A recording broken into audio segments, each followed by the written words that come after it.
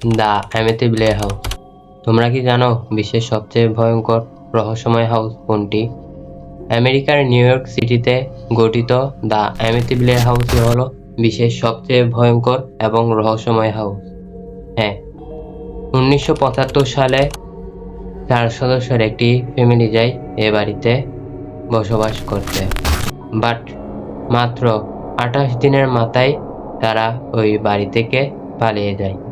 শোনা যায় রাত 3:15 হলেই এ বাড়ির দরজা জানালা যাই কিছু আছে সবগুলো নিচ থেকে খুলে যায়।